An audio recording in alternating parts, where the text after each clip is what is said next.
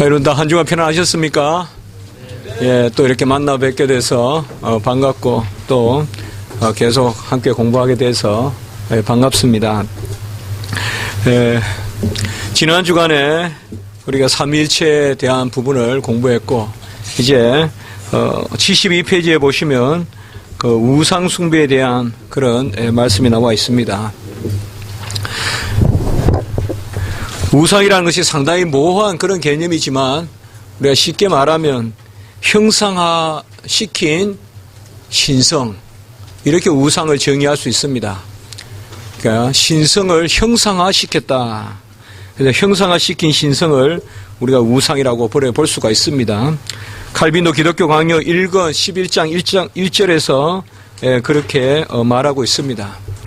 특별히 칼빈은 기독교 강요 1권 13장에서 삼위일체를 다루기 전에 먼저 우상을 다루는데요.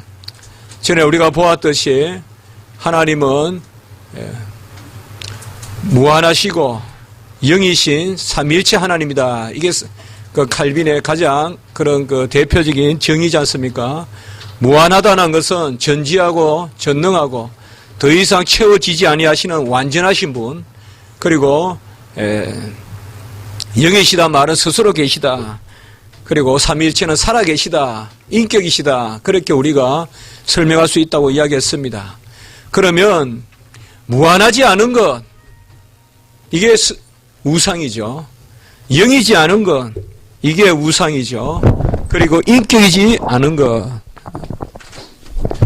우리가 하나님을 무한하고 영이신 삼위일체, 이것이 하나님이라고 우리가 정의했다면 무한하고 완전하시고 더 이상 채워질 게 없고 그리고 영이시다. 이 무한하다는 말은 양적으로 우리가 어떻게 개념화할 수 없는 것입니다. 그러니까 계량화할 수 없는 개념. 그야말로 하나님은 하나님이심. 전에도 그렇게 말씀드렸지만 무한하고 영이신 삼위일체 하나님. 무한하다는 것은 우리가 완전하다. 영이다는 것은 자존하시다. 삼위일체 하나님은 살아계시다. 곧 이것이 사랑이시다. 이렇게 했는데 우상은 완전하지 않고 그러니까 유한하고, 우상은 유한하고 그리고 스스로 잊지 못하며 그러니까 피조된 것이고, 그리고 우상은 죽은 것이다 이 말이죠. 그러니까 이 신성과는 배치되는 것이죠. 그래서 칼빈은 삼위일체에서 하나님을 다루기 전에 먼저 기독교 강요 1권 10장에서 12장까지 우상에 대한 부분을 다루므로 삼위일체의 무한하고 영이신 삼위일체 하나님을 설명하는 어떤 그런 배경적인 그런 도입을 하는 것입니다. 그래서 꼭 기억할 것은 우리가 칼빈이 우상을 다루는 부분이 기독교 강요에 율법을 다룬 부분도 있고, 전에도 좀 언급했지만 율법을 다룬 부분도 우리가 꼭 봐야 되지만 더 자세히 다룬 것은 바로 기독교 강요 1권 삼위일체 바로 앞부분, 이 부분이라는 것을 제가 조금 언급을 했습니다. 그래서 거기 책에 보시면 하나님은 무한하시고 영이시기 때문에 보이는 형상이나 만져지는 조상, 여기 형상이란 말을 우리가 이마고라고 하고요. 이건 이미지, 좀 더 엄밀하게 나누면 주로 그림 같은 거, 이런 것을 주로 우리가 형상 이렇게 좀 이야기할 수가 있습니다. 그리고 조상은 스타튜아, 우리가 스태츄라고 하죠, 영어로. 그러니까 형상이나 조상. 뭐 요거는 좀 더 화상이라고도 할까요? 화상. 그린 것. 그래서 로마 가톨릭은 이것도 구별하거든요. 형상과 화상을 또 구별해서 화상은 좀 그래도 낫지 않느냐, 그린 것은 덜하지 않느냐 이렇게 이야기하는데, 이 두 가지를 우리가 합해서 우상이다. 아이돌, 라틴어로 이돌룸이라고도 하는데요. 아이돌, 우상이다. 그러면 만든 것은 다 우상이에요. 유한하고 피조되고 죽은 것, 스스로 살아있지 못한 것, 그것으로 신성을 표현할 때 그것을 우리가 우상이라 한단 말이에요. 그래서 우리가 보면 이 눈에 보인다는 이 이미지, 그리고 눈에 보이는 어떤 그런 상의 개념, 이런 것은 더 넓게 봤을 때는 어떤 우리의 이성, 우리가 헤아리는, 우리가 요량하고 청량하는 어떤 것, 가시적인 것, 그런 것으로까지 우리가 나아갈 수 있죠. 그래서 전체적으로 우상이다 이러면 내가 규정하는 신성, 하나님을 하나님의 스스로 자존하시는 분으로 두지 않고, 그래서 내 속에 가두는 것, 하나님을 내 속에 가두는 것, 그것을 우리가 우상이라고 할 수가 있습니다. 하나님의 존재는 영원하고 스스로 계시고 바로 무한하신 그런 능력이죠. 그래서 칼빈은 하나님은 영원하시다, 스스로 계시다, 능력이시다, 이런 표현들을 쓰는데요. 이것은 뭐 우리가 크게 아까 여기서 이야기했을 때 무한하시고 완전하시고 영원하시고 살아계시고 사랑이시고 이런 것들이 능력으로도 표현이 됩니다. 그래서 하나님의 존재는 그러하고 하나님의 사역은 긍휼하시고, 긍휼이라는 것은 바로 창조한 것을 섭리로 돌보시는 것, 하나님이 지으신 것, 하나님으로부터 만들어진 것을 돌보시는 긍휼. 하나님은 긍휼히 여기시고, 그리고 심판의 거룩함, 이런 것으로 계시된다, 이렇게 이야기하는데요. 칼빈이 이렇게 많이 이야기하는 것은 특별히 하나님이 긍휼히 여기신다, 이것은 창조하시고 섭리하시는 것이고, 그리고 그 밑에 보면 여러분들 뭐 세 단어가 있죠. 심판과 의와 거룩하심, 이것은 묶어서 볼 수가 있어요. 의로서 심판하셔서 분별하시는 것, 이게 거룩이잖아요. 그래서 칼빈은 이런 속성을 하나님께 지금 이야기하고 있는데요. 의로서 심판하시는 것, 이것은 판단하셔서 분별하시는 것, 이게 거룩이란 말이에요. 그래서 칼빈은 신성에 대해서 긍휼히 여기시는 것, 의로우신 분, 또 판단하시는 분, 그리고 거룩하신 분, 이런 단어들을 칼빈은 신성에 씁니다. 자, 이런 단어들과 이 우상과는 배치된다 이거죠. 우상은 의로움이 없고 거룩함이 없고 우상은 어떤 판단이 없다 이 말이죠. 우상은 우리 안에서 나간 것이기 때문에. 그래서 하나님은 존재에 있어서는 완전하시고 능력이시고, 그리고 하나님은 그 사역에 있어서는 긍휼히 여기시고 오르신 분이다 이 말이에요. 그래서 크게 보면 뭐예요? 오르시고 다스리시는, 불쌍히 여기시는 거예요. 우리는 하나님이 선하시다, 오르시다, 이것이 너무나 우리에게 감사한 것이죠. 우리의 아버지 되시는 하나님이 어려우시다는 것, 그분이 판단하신다는 것, 그래서 그분이 분별하신다는 것.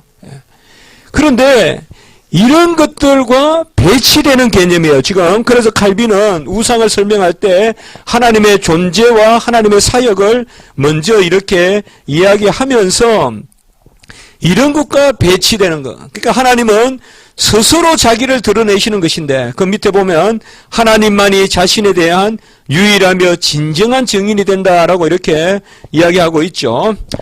자, 우리가 뒤에 문장을 한 번씩 읽어보니까, 뒤에 343페이지에 가보시면, 17에 보면, 17, 우리가 같이 한번 읽어봅시다.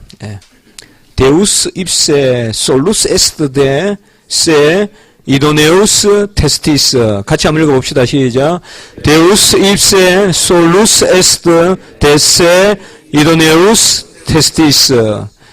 하나님 자신이, 데우스 ipse, 하나님 자신이 솔루스, 유일하게 데세, 자기 자신에 대한 이도네우스 테스티스, 합당한 증인이시다. 하나님 자신만이 유일하게 하나님 자신에 대한 합당한 증인이시다. 그럼 하나님은 어떻게 자기 자신을 증거하시냐 이 말이에요. 하나님만이 합당한 증인이신데, 우리가 테스트라는 말에 이게 IS만 붙으면 라틴어로 테스티스 이라면 증인입니다. 한번 읽어볼까요? 테스티스. 솔루스 이도네우스 테스티스 이라면 유일하게 합당한 증인이시다. 그럼 어떻게 그의 존재로 또 그의 사역으로 하나님께서 자기 자신의 합당하심을 증거하신다 이 말이에요. 아까 존재는 뭐예요? 우리가 거기에 칼빈이 특별히 하나님의 존재는 스스로 계시고 영원하시고 이런 것들을 썼죠. 그래서 영원하심, 스스로 계심, 그 다음에 능력, 이것은 뭐 크게 우리가 아까 우리가 했던 무한하고 영이신 삼위일체 하나님 같이 해봅시다. 시작. 무한하고 영이신 삼위일체 하나님. 앞으로 설교하시거나 우리가 기도할 때 무한하고 영이신 삼위일체 하나님 이런 개념들은 꼭 담고 그 존재를 우리가 노래하고, 그리고 그의 사역은 아까 나왔지만은 바로 긍휼히 여기고 의롭게 심판하시면서 거룩함을 정하시는, 그래서 하나님 안에서의 존재와 하나님의 존재와 하나님의 사역 이 가운데서만 하나님은 스스로 자기 자신에게 대해서 증인이 되신다는 것입니다. 그러니까 하나님은 자기의 존재와 사역으로 자신을 증거하시는 것이지 어떤 외계적인 것으로 자신을 증거하지 않습니다. 이것에 대해서 어떤 외계적으로 만들어내서 형상으로나 조상으로 하나님의 신성을 표현해 보고자 하는 것, 이것이 바로 우상이다라는 것입니다. 그 다음 문단에 보면 로마 가톨릭은 우상을 무식한 사람들의 책이다. 거기 하나 더 적어볼까요? 성결의 책이다 이런 말도 씁니다. 로마 가톨릭은 우상을 이 두 가지 이름을 붙입니다. 성결의 책이다 혹은 무식한 사람들의 책이다라고 이렇게 이야기합니다. 이 말은 무식한 사람들을 위해서 교본으로 우상이 필요하다라는 것이에요. 그러니까 좀 유식한 사람은 교리로 배울 수 있는데, 그런 유식이 없는 사람, 무식한 사람들은 교리로 배울 수 없고 만지면서 배우고 보면서 배우라. 제가 정말 거기 그 카이로에 가보니까 우리 그 성모교회 예수 탄생교회인가 제가 확실히 지금 기억이 안 나는데요. 거기 우리 주님께서 이제 애굽으로 도망가셨잖아요. 나시고 그리고 다시 나사렛으로 돌아가는 그때 애굽에 머무셨던 교회라고 있어요. 근데 거기에 여전히 예배를 드리는데 보면 12 그 지파를 상징하는 12기둥이 있는데 그 기둥 안에서는 말씀을 듣고 기둥 바깥에서는 그림을 보고 신앙생활해요. 여전히 그렇게 해요.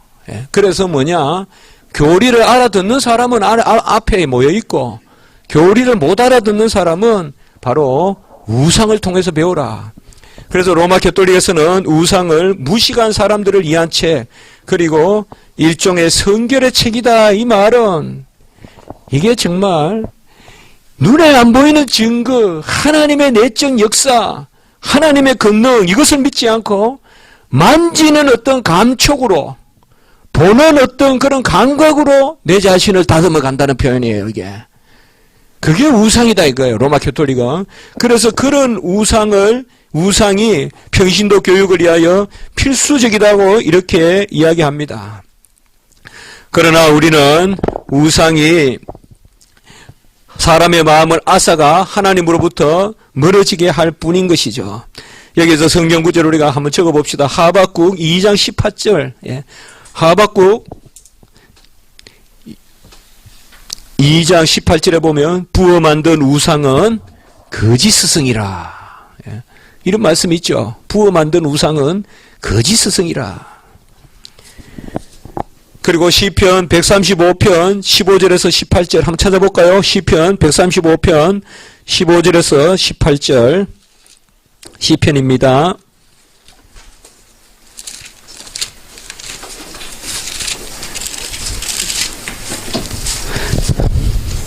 우리가 잘 아는 그런 우상에 관한 대표적인 구절 중에 하나인데요. 135편 15절에서 18절 같이 한번 읽어볼까요? 시작. 열국의 우상은 은금이요 사람의 손으로 만든 것이라. 입이 있어도 말하지 못하며 눈이 있어도 보지 못하며 귀가 있어도 듣지 못하며 그들의 입에는 아무 호흡도 없나니 그것을 만든 자와 그것을 의지하는 자가 다 그것과 같으리로다. 아멘. 그건 무슨 말이에요? 우상을 섬기고 만드는 사람은 자기도 죽어 있고, 우상을 멀리하고 하나님을 섬기고 하나님을 앙망하는 자는 살아있는 자다 이 말이에요.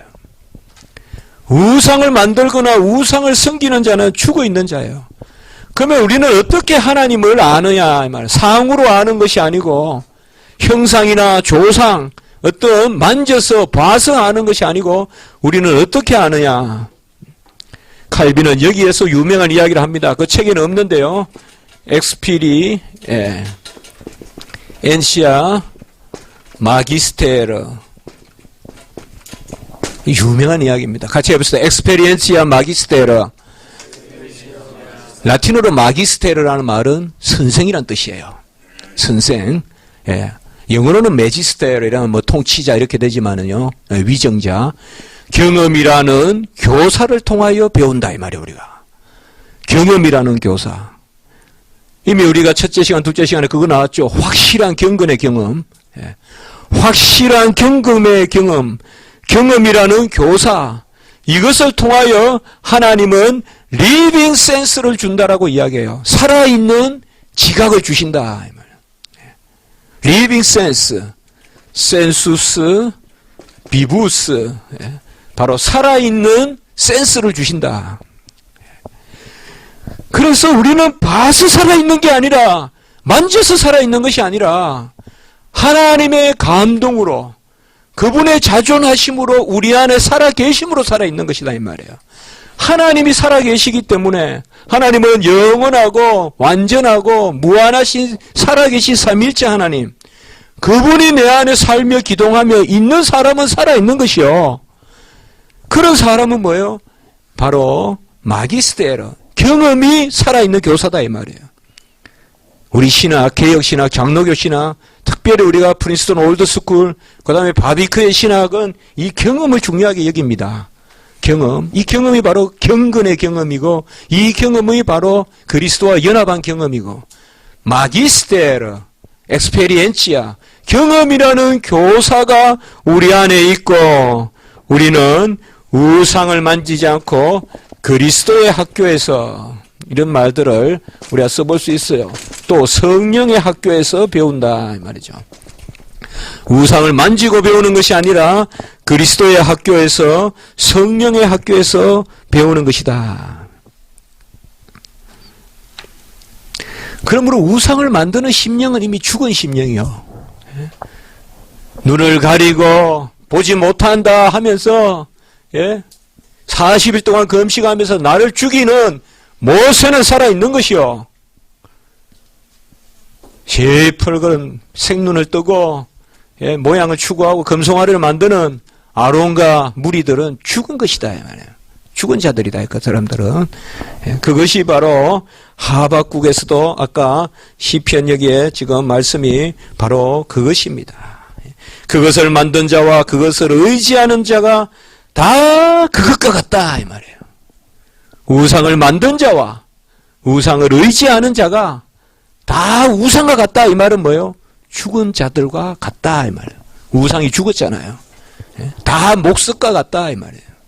목석을 섬기는 자는 목석과 다르지 않다.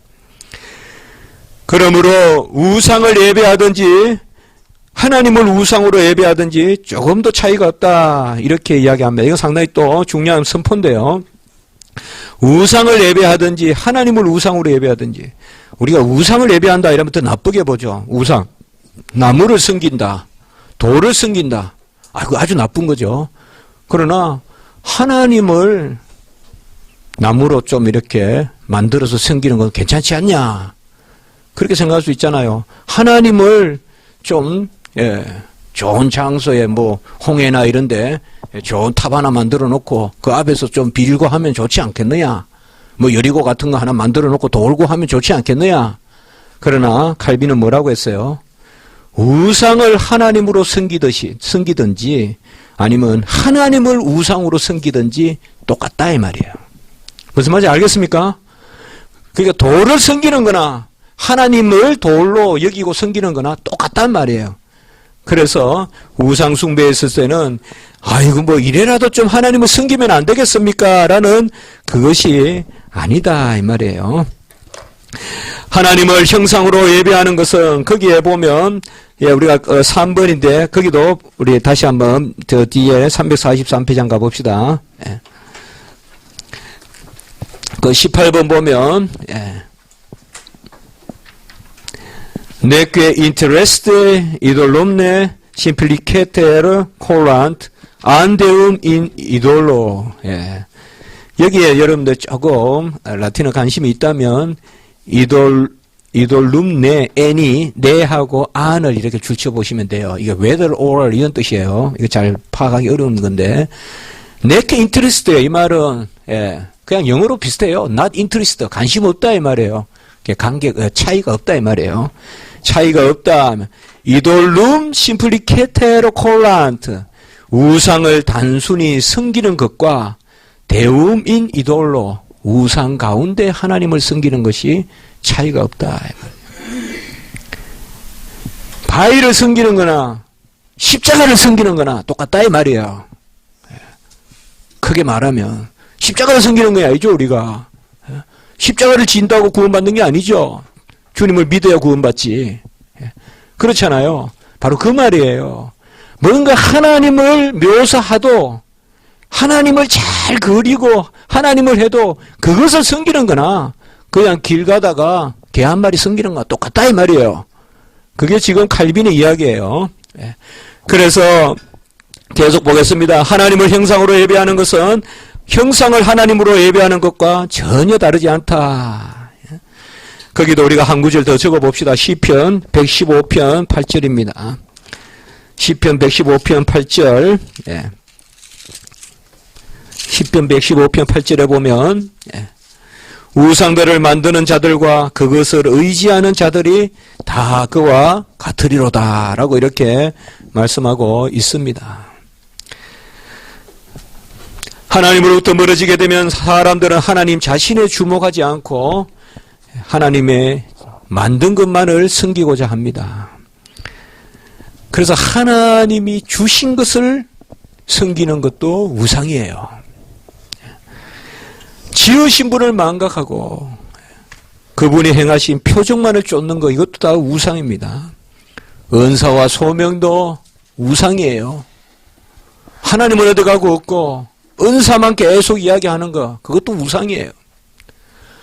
하나님은 어디 가고 없고 소명만 이야기하는 것도 그건 자기 성취고 입심양명이지 소명이 아니에요. 그거는 하나님의 일로서 소명이지 이미 내일이 돼버리고 하나님은 어디 가고 없으면 그것도 다 우상이에요.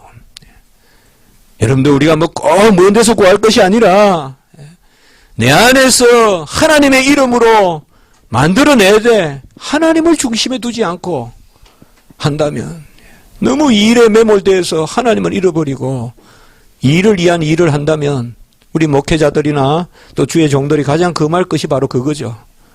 어떤 일에 어떤 그런 매너리즘에 빠져서 있다면 그 또한 우상이 아닌가. 은사와 소명도 우상이 됩니다. 너무 강조할 만하거든. 스스로 좀 멀리 하십시오. 하나님만을 가까이 두십시오. 너무 은사나 이런 것도요. 너무 은사만 내세요. 예수님이 오병이어 기적을 일으킨 거 그거 갖다 놓고 섬기면 되겠냐 이 말이에요. 예수님이 금초대 사이에 다녔다고 해서 금초대로 섬기면 되겠냐 말이에요. 예수님 병 낫게 했다고 평생 그 다리만 만지작거리면서 그거 가지고 영광 돌리고 내 손가락이 길어졌다 하면서 손가락만 내밀면서 설교해서 되겠냐 이 말이에요. 주님이 주신 은혜도 은사도 주님이 주신 모든 어떤 그런 것도 하나님 가운데서 믿어야죠.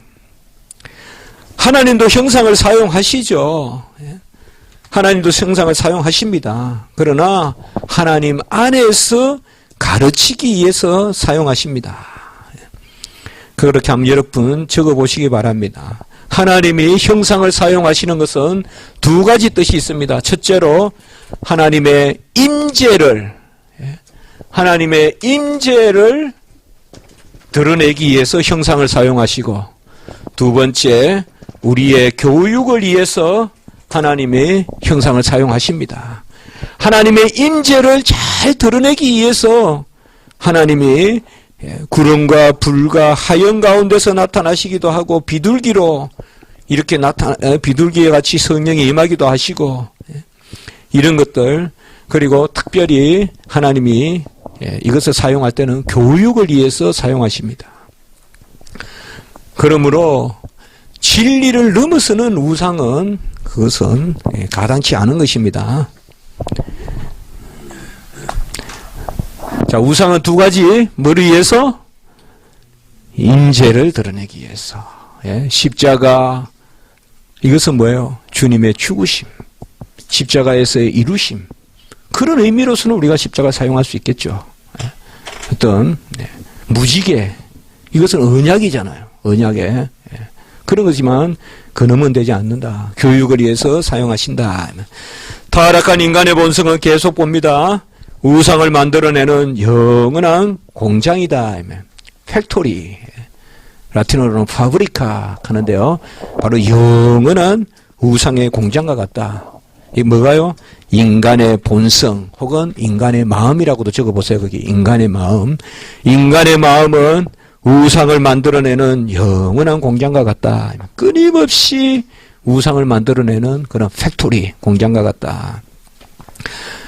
마음은 우상을 잉태하고 손은 우상을 만들어낸다라고 칼빈은 말하고 있습니다. 이것은 좀 더 좀 기계적으로 표현한 거죠. 계속 마음속으로는 우상을 하고 손으로는 우상을 만들어낸다.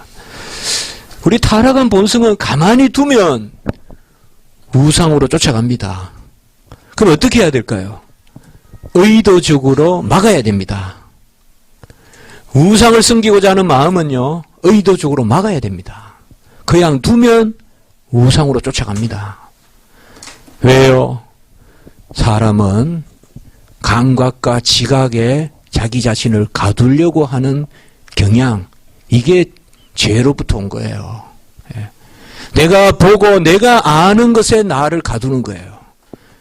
보이지 않는 하나님에 내가 매이는 것이 아니라, 그렇기 때문에 사람의 자연적 속성은 그 머리로 우상을 끊임없이 생각하고 그 손으로는 우상을 끊임없이 만들어냅니다.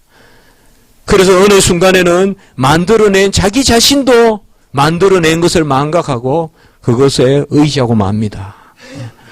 그래서 우리가 성경이 가르쳐 주는 것이 바로 그겁니다. 그래서 우상을 처음에 만들 때는 하나님을 섬긴다라고 만들지만 어느 시점이 지나면 나도 모르게 그 우상의 마음을 빼앗겨 버립니다. 이것이 바로 어거스틴이나 칼빈이 이야기하는 부분입니다. 상 앞에 앉고 마음을 빼앗기지 않을 자가 없다. 어거스틴과 칼빈은 아예 그렇게 인정하라고 했어요. 어떤 상이 있잖아요. 거기 앞에 앉았을 때 괜찮아요 라고 말하지 말라는 거예요. 그거는 말이지 우리 마음은 이미 빼앗기고 있다는 거예요. 어거스틴은 그렇게 표현했어요. 어떤 상이나 형상 앞에 앉아서 마음을 빼앗기지 않을 자가 아무도 없다. 그렇다면 되도록이면 그 주장스러운 것을 다 제거해내고 깨끗하게 주님만 만나는 그런 모습.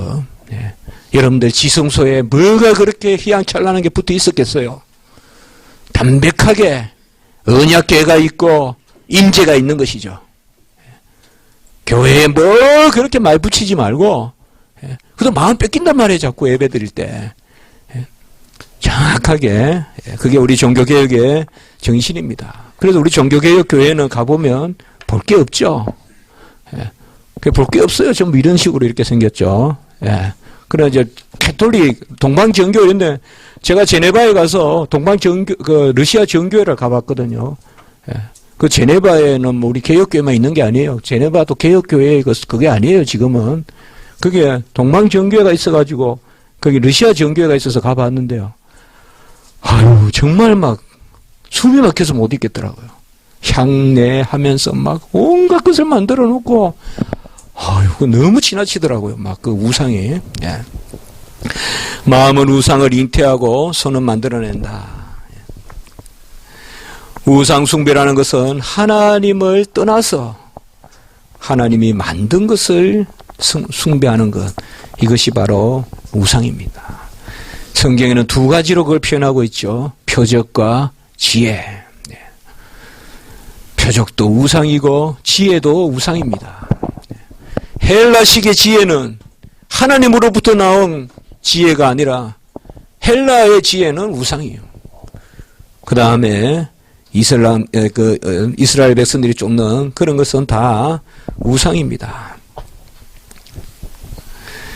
이사야 선지자는 형상을 하나님과 비길 것으로 여기는 사람들을 질책합니다. 그 이사야 40장 18절에서 20절에 보면 그런 부분들이 나옵니다. 거기에 보면 거제를 드릴 때 썩지 아니하는 나무를 찾아서 그것에다가 지혜로운 장인을 불러서 나무가 흔들리지 않도록 탁 세운다는 거예요. 그러니까 하나님 앞에 거제 흔들어 드리는 걸 드리면서 나무를 탁 세우는 거, 그걸 이사야 선지자는 우상으로 보는 거예요. 얼마나 거제를 드리면 그게 하나님 앞에 칭찬받을 일이에요. 우리가 거제, 요제 덜어서 드리는 거 아니에요. 덜어서. 그런데 여기 이사야 40장 18절에서 20절에 보면 거제를 드릴 때 좀 더 성한 나무를 찾고, 이게 벌써 우상이라는 거죠. 무슨 나무가 강하냐? 어떤 나무가 강하냐 하면서 이제 그게 마음을 쏟기 시작하는 거죠. 마음이 거기 빼앗기는 거죠. 물풀의 나무가 강하냐? 무슨 뭐가 강합니까? 무슨 주목이 강하냐? 단풍나무가 강하냐? 은행 나무가 강하냐? 하면서 거기에 마음을 쏟고, 그리고 누가 나무를 잘 세우냐? 거기에 마음을 꼭 쏟고 거제를 드린다. 그게 이사야 선지자에 나오는 거예요. 이사야 40장 18절에서 20절. 그리고 이사야 40장 21절에 보면 너희가 알지 못하였느냐, 너희가 듣지 못하였느냐, 태초부터 너희에게 전하지 아니하였느냐, 땅의 기초가 창조될 때부터 너희가 깨닫지 못하였느냐. 우상에 대해서 어떻게 보면 너무 평범한 말 같아도 이게 우상에 대한 교훈이다 이 말이에요. 누구? 그분이 태초부터 계신 분이고 그분이 만물을 주장하시고 지으신 분이 아니냐.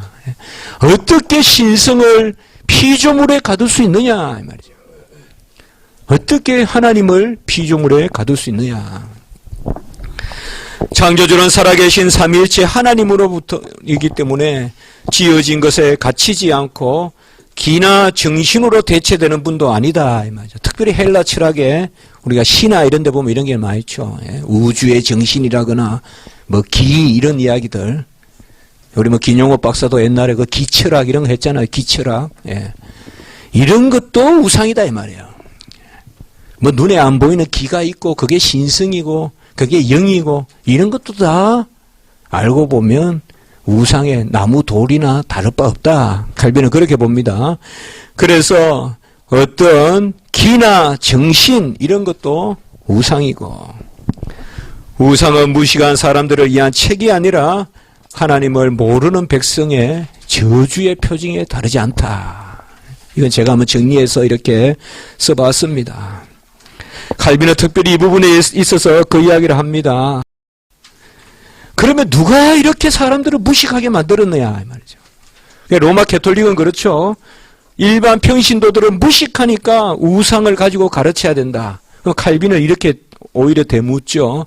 누가 그들을 그렇게 무식하게 만들었느냐. 결국은 뭐예요? 악순환이죠. 악순환. 우상은 무식한 사람들의 책이다 그러면서 안 가르치고, 또 평신도들은 안 배우니까 결국은 성경 구절 하나도 읽을 수 없으니까 또 만지고 보고 신앙생활하고, 이게 악순환이죠. 한국교회도 이런 것을 우리가 잘 생각을 해봐야 됩니다. 쉽게 그저 교리도 우리가 잘 배우지 않고 이런 입장이잖아요 사실. 그런 몸부림이고, 우리도 지금 어쨌든 그런 데 대한 의식을 한번 가져보려고 하는 거고, 성도들에게 어렵게 가르치면 안 돼. 이렇게 이야기하는 그 우리의 입술이 칼빈이 이야기했듯이 누가 그들을 단단한 것을 먹지 못하게 만들었느냐. 누가 그들을 그냥 매일 연약하게 젖만 먹는 아이로 두었느냐, 안 가르치고. 그런 말을 우리가 또 들어볼 수가 있겠죠. 그래서 가르치고 또 가르치고 이렇게 돼야 되는데 자꾸 이렇게 악순환에 들어가는 거죠. 하나만 적고 우상 부분은 우리가 마칩시다. 갈라디아서 3장 1절을 칼빈은 인용합니다. 갈라디아서 3장 1절 우상을 다루면서 마지막 부분에서 예수 그리스도께서 십자가에 못 박히신 것이 너희들 눈앞에 밝히 보이거늘 누가 너희를 깨드냐. 이 칼빈은 이 구절을 상당히 중요하게 여깁니다. 예수 그리스도께서 십자가에 못 박히신 것이 너희 눈앞에 밝히 보이거늘. 아까 뭐예요? 경험으로. 바로 경험이란 교사, 성령의 역사, 그리스도의 학교, 성령의 학교에서 우리에게 주시는 살아있는 지식이, 그래서 뭐 안 만지고 십자가 안 만들어도, 그래서 칼빈은 이야기합니다. 이 한 가지 교리가 나무와 돌로 만든 1000개의 십자가보다 더 많은 것을 가르친다 라고 이렇게 이야기했어요, 칼빈이. 갈라디아서 3장 1절 십자가에 못 박힌 것이 밝히 보이지 아니하느냐, 이 한 구절이 돌과 나무로 만든, 요새 돌로 만든 십자가 많잖아요. 나무로 만든 십자가 많잖아요. 1000개보다도 더 많은 것을 가르친다. 이것이 바로 우상에 대한 교훈입니다.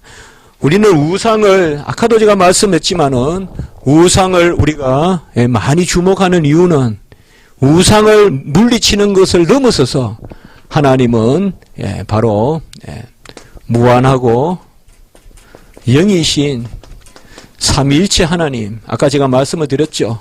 그것을 우리가 온전히 믿기 위해서 우상에 대한 교리를 배우는 것입니다. 자, 이제 그 다음 페이지로 한번 넘어가 보겠습니다. 5-3에 보면 바로 사람은 마지막 피조물인데, 이 부분은 오늘 6장에 우리가 또 전문적으로 다루어집니다. 그래서 조금 여기 우리가 그 목차를 쫓아서 조금 이 부분은 서론적으로 좀 빨리 보고 오늘 그 6장 쪽에 이 부분을 우리가 이야기하게 됩니다.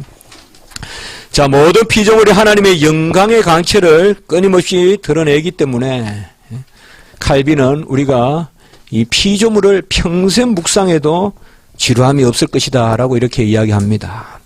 이건 역시 우리가 경험상으로 인정하는 것이죠. 여러분들 뭐 강이 지루한 사람 있습니까? 하늘이 지루한 사람 있습니까? 혹시 해가 지루한 사람 있습니까? 물론 조금 그런 사람이 있을지 몰라도 계속 이야기해도 자연에 대한 어떤 시라든지 이런 것은 새로운 샘 쏟는 어떤 그런 정서를 자아내는 것이지, 그걸 우리에게 뭐 지루하다거나 반복되는 어떤 그건 아니거든요. 칼빈도 그랬어요. 하나님의 피조물을 평생 묵상하더라도, 이게 뭐 쉬운 이야기, 평범한 이야기 같아도 상당히 와닿는 이야기죠. 창조주에 대한 평생의 묵상이 있어도 우리가 지루하지 않을 것이다. 하나님은 말씀과 성령의 권능으로 하늘과 땅을 무에서 창조하셨습니다. 우리가 피조물을 우리가 바라볼 때 그 기원이 바로 뭐냐? 하나님이 지으셨다는 것에 대해서 그 비밀에 압도되는 것이고, 그래서 말씀과 성령의 권능으로 무에서 지으셨다.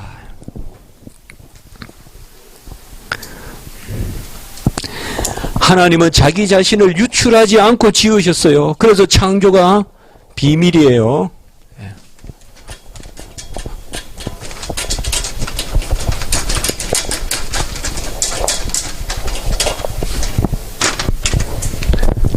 무로부터 지으셨죠.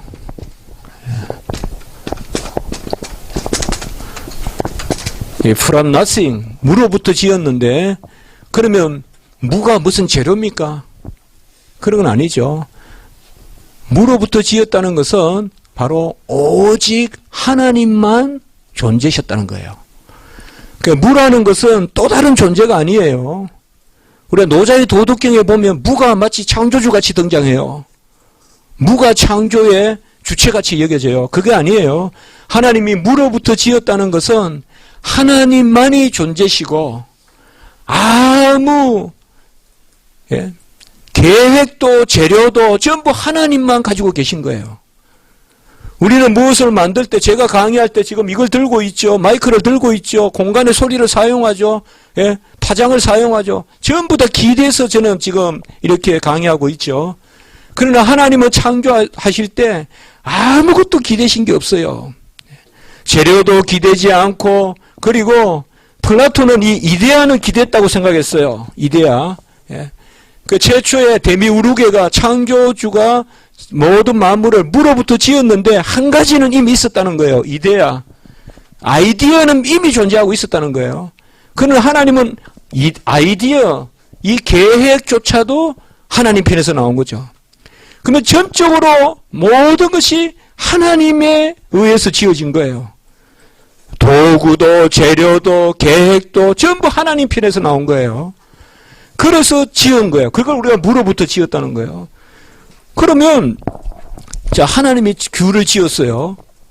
근데 이 귤이 전적으로 아무것도 없는 데서 지어졌다 그러면 우리 인간의 사유는 금방 어떻게 되겠어요? 이 귤은 사람의 일부라고 생각하겠죠. 하나님의 일부라고 생각하겠죠. 그렇죠? 그게 바로 유출설이에요. 그렇게 뭐예요? 아무것도 없는 데서 지었다면 그것은 결국 하나님의 일부가 아니겠느냐? 하나님으로부터 흘러나오지 않았겠느냐? 그래서 무로부터 지었다는 데 대한 오해가 바로 유출설이에요. 유출설. 그렇게 모든 피조물은 하나님의 일부라는 거죠. 이래서 뭐예요? 범신론이죠. 모든 피조물에는 하나님의 신성이 들어가 있다는 거죠. 그런데 무로부터 지었다는 것은 이런 개념이 아니에요. 아무것도 없는 데서 하나님이 지으셨지만 피조물은 하나님의 신성을 담고 있지 않습니다. 피조물은 분명히 외계적인 것이에요. 이게 우리가 말하는 창조의 신비예요.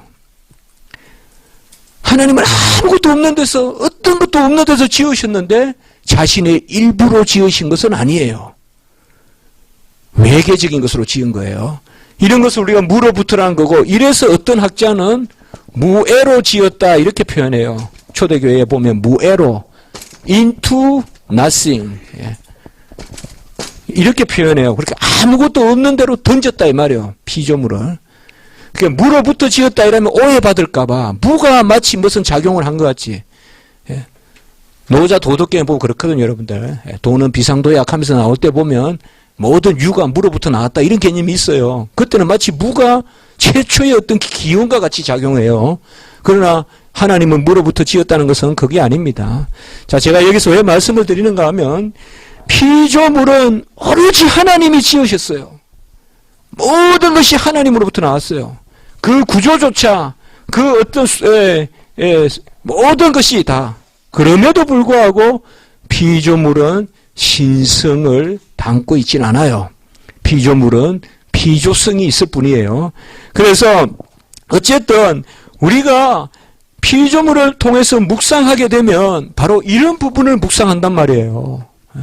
정말 하나님은 그저 하나님이신 채로 모든 만물을 만드신 거예요. 하나님은 그대로 계시면서 그것에 대한 클라이막스가 뭐예요? 하나님은 그대로 계시면서 사람이 되신 거예요. 그게 바로 성육신이에요. 그래서 성육신도 깊이 묵상해 보면요, 창조의 비밀이 보여요. 여러분들, 하나님은 그대로 하나님이시면서 참 하나님이시면서 참 사람이 되신 것이죠. 아들이 하나님이심을 일부만 이제 가지고 변화됐다거나 또 변경됐다거나 혼합된 게 아니고 하나님이 그대로 하나님으로 계시면서 사람이 되신 것이죠. 이게 바로 창조의 모습이에요. 하나님이 그대로 계시면서. 그래서 여기에 무로부터라는 말은 그런 말씀입니다. 말씀과 성령의 권능으로 무로부터 지으셨다. 그래서 우리는 유출설이라는 걸 안 합니다. 우리가 신학에 있어서 가장 많이 이단이 바로 유출설이거든요. 항상 이 범신론 유출설은 스피노자의 이런 우리 신학자들, 그 다음에 단자설 주장하는 어떤 데모크리토스의 원자설, 계속 기본에 깔려 있는 게 유출설이에요. 이 유출설의 경향은 신칸트주의에도 나타나고 계속 나타납니다. 이 유출설에. 이런 개념이 있는데 우리는 뭐예요? 하나님은 스스로 지으셨고 창조주지만 피조물은 피조물로서 또 다른 존재지 하나님의 일부는 아니다. 이런 것을 우리가 묵상하게 된다는 거죠. 자, 하나님은 각각 종류대로 지으셨습니다. 여러분 그 종류대로 하면 줄 잘 치시기 바라요. 이게 진화론을 거부하는 거죠. A에서 B로 진화된 게 아니라 A, B를 각각 지으신 것이죠. 각각의 적합한 특성을 부여하시고 기능을 주시고 정한 곳에 정한 일을 정한 법칙대로 행하게 하셨죠. 이게 뭐예요? 지식이에요. 여러분들 피조물은 창조물은 하나님의 지식 덩어리예요. 왜요? 모든 나무가 있다. 그 나무 키가 뭐다. 그 나무의 색깔이 뭐다. 그 나무가 어떻게 강합성을 한다. 이 모든 것이 뭐예요? 하나님이 정하신 거잖아요. 그래서 하나님의 정하심이 지식이에요. 그래서 정한 법칙대로 정한 일을 정한 곳에서 행한다는 것이 곧 이게 지식이에요.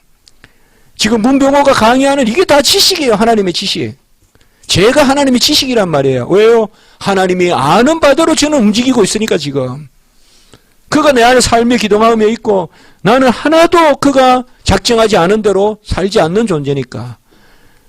그래서 모든 피조물은 하나님의 지식을 드러내는 거예요. 그래서 로마서에 보면 지혜, 그 하나님을 알만한 것이 모든 피조물 안에 새겨져 있다고 하는 것이 바로 그런 영역이에요.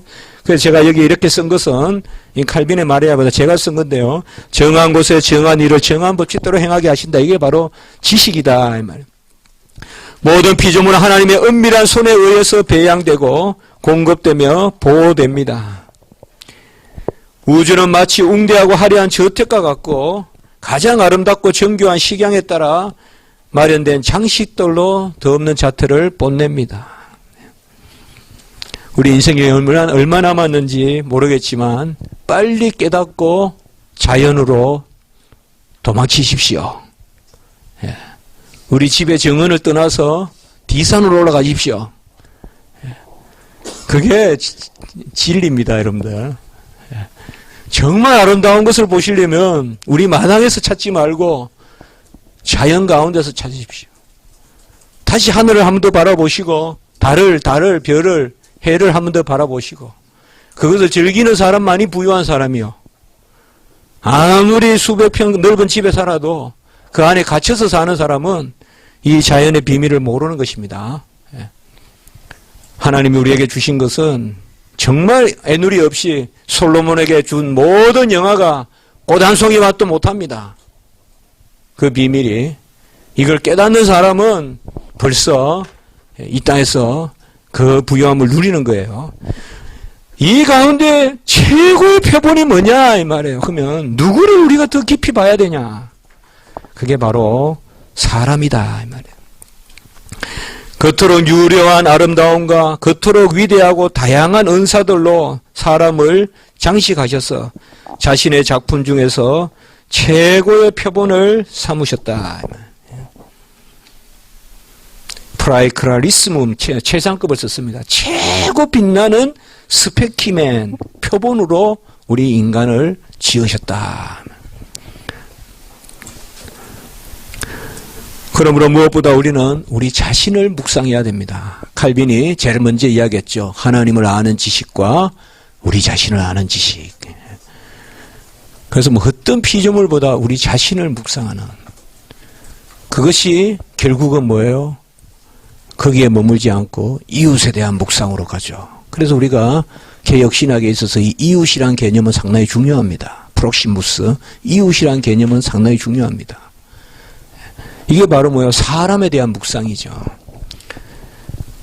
하나님은 이 우주의 모든 것을 지으신 후에 마지막에 사람을 창조하시고 마치 출산한 어미가 아이를 안고 기쁨의 쉼을 갖듯이 이것이 바로 안식의 개념입니다. 안식은 지으신 분 안에서 쉬는 것입니다. 아버지 안에서 쉬는 것이 안식입니다. 모든 것을 짓고 아버지를 떠나서 쉬는 거 아니에요. 탕자가 집 나가서 쉬는 거 그건 안식이라 하지 않아요. 집에 돌아와서 잔치를 벌일 때 그게 다시 안식입니다. 어쨌든 6일간의 창조는 인간 창조를 지향하고 있습니다. 제가 그런 표현 썼죠. 아기 낳기 위해서 기저귀 사고 아기 낳기 위해서 요람 사고 전부 준비한 것이에요. 6일 동안. 해와 달과 별과 나무와 바다의 고기와 육축과 모든 것이 뭐예요? 아담을 위해서 하와를 위해서 6일 동안 지은 거예요. 그게 아니면 안 지었어요. 하나님은. 그리고 뭐예요? 안식에 들어간 거예요. 안식의 주체는 누굴까요? 하나님과 아담이에요. 하와예요. 그러니까 바로 뭐예요? 어미가 아들, 딸을 낳고 자녀를 낳고 쉬듯이 그게 바로 생명입니다. 여러분들. 우리가 생명이라고 이야기할 때 그러니까 이 안식 개념은 생명 개념과 떨어질 수 없어요. 그래서 아버지 품을 떠나면 뭐예요? 죽음이죠. 그 아버지 품 안에서 쉬는 거예요. 그래서 안식일의 성취가 부활이 되는 거예요. 그래서 안식일의 성취가 부활이에요. 부활은 뭐예요? 아버지 안에서 영원히 사는 거잖아요. 그게 영생이잖아요. 자녀로서 사는 것. 영생이잖아요. 이러한 창조의 경륜은 인류를 향한 하나님의 부성적 사랑. 같이 합시다. 부성적 사랑. 예, 특별히 부성적이라는 말은 특별히 칼빈은 창조와 관련해서 부성적이라는 말을 씁니다. 예. Paternal love, 예, 하나님의 아모르 파테르누스, 부성적인 사랑을 계시한다.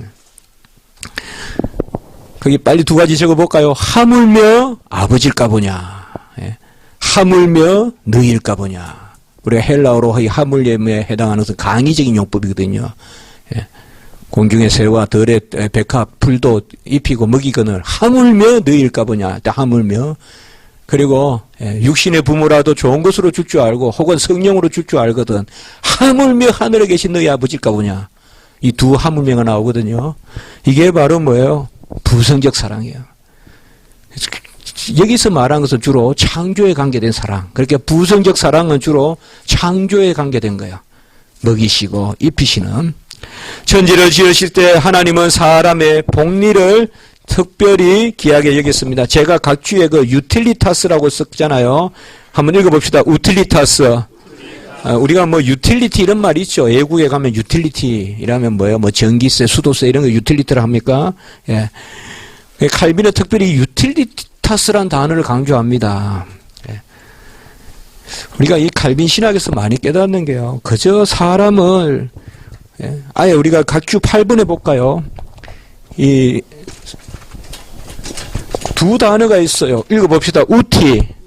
우티라는 말은 사용한다는 뜻이고, 해보세요. 프루이. 이거는 즐긴다는 뜻이에요. 프루이. 여기에서 열매라는 뜻이 나와요. 즐긴다, 사용한다. 우리가 사용한다는 것은 좀 더 기계적이고 필연적인 거 있잖아요. 먹기 위해서는 3일간. 뭔가 엔겔계수가 높은 것. 이게 우티예요. 프루이는 뭐예요? 예?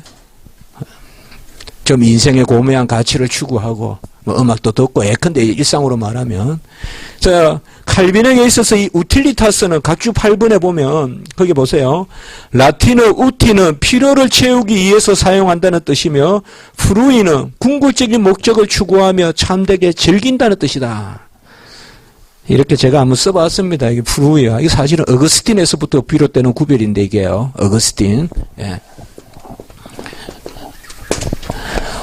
우리 일생은 단순히 우티가 아니에요. 하나님은 그저 우티하라고 우리를 이 땅에 놔두신 게 아니에요. 이 동물같이 살으라고 놔둔 게 아니고 인생을 즐기면서 부유하게 살아라. 예. 즐기면서. 그래서 고매한 지식도 주시고 또 음악도 추구하고 시도 쓰고 예술도 하고 또 무엇보다 구제하고 사랑하고 더불어 살고 이런 뭔가 하나님이 우리에게 주시는 그런 것, 그게 바로 그 위에 나오는 우틸리타스 이런 단어와 좀 더 통한다고 볼 수 있습니다. 이 우틸리타스. 예. 거기 한번 거기 한번 읽어봅시다. 우리가 75페이지에 거기에 풀 코테이션 되어 있는 거 시작. 만약 하나님이 아담을 황량하고 공허한 땅에 두셨다면, 만약 빛이 있기 전에 아담을 지으셨다면 우리는 그분이 아담의 복리를 위하여 충분하게 채우셨다고 여길 수 없을 것이다. 실로 하나님은 사람이 필요로 하는 것들을 마련하기 위해서 해와 별들의 운행을 주장하셨으며 생물로 땅과 물과 공중을 채우셨고 음식에 족하도록 과일이 풍부하게 맺히게 하셨다. 이렇듯 하나님은 가족이 있을 것을 미리 바라보시고 부지런히 돌보는 아버지의 책임을 떠맡으심으로 우리를 향한 자신의 놀라운 자비를 드러내신다. 여기에 둘째 줄에 복리에 특별히 한번 줄쳐보시고요. 우틸리타스 아까 이야기했던 참 뭐 복지라고도 한번 번역하고 싶은데 너무 현대적 뉘앙스가 나누는 것 같아가지고 복지 이렇게 하다가 그냥 복리 이렇게 번역해 봤는데요. 예, 복자도 좋고 리자도 좋은 것 같아서. 그리고 다섯 번째 밑에 부지런히 돌보는 아버지의 책임을 떠맡으신다. 이런 표현을 써요. 칼빈이. 부지런히 돌보는 아버지의 책임을 떠맡으신다. 자, 역시 우리가 뒤로 한번 조금 수고스럽도록 한번 넘어가 볼까요? 라틴어에. 예.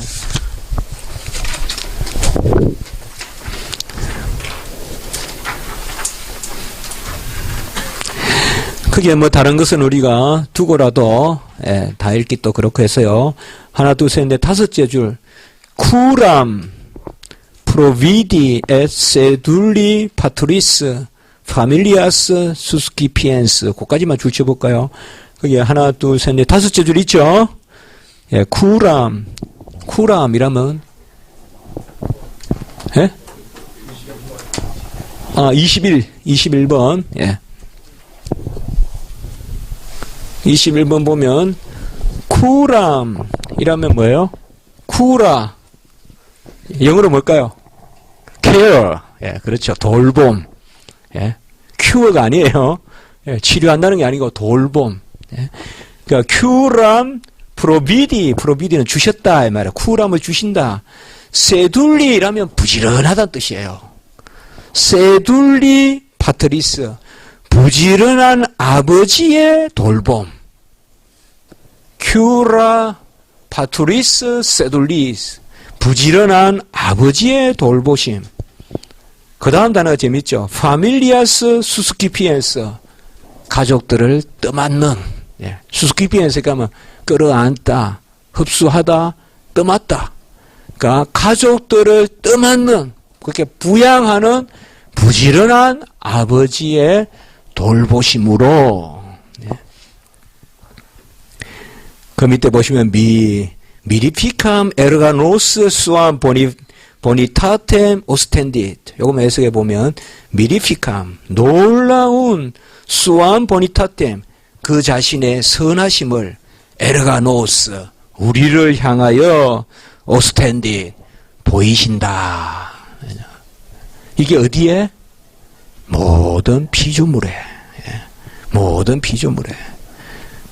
에르가노스 우리를 향하신 미라피카 보니타스 미러클 놀라운 선하심을 오스텐디 쇼 보이신다. 프레젠트 보여주신다 이 말입니다. 예. 그러므로 그 밑에 다시 75페이지 텍스트 가서 하나님은 자신의 형상을 가진 인류로부터 합당한 영광을 받기 위하여 유익하다고 예견하신 대로 모든 것을 주시고 섭리의 손을 펼치셔서 손이란 말이 섭리예요. 섭리의 손. 손이라면 섭리. 섭리의 손을 펼치셔서 보호하시고 가르치시고 양육하십니다.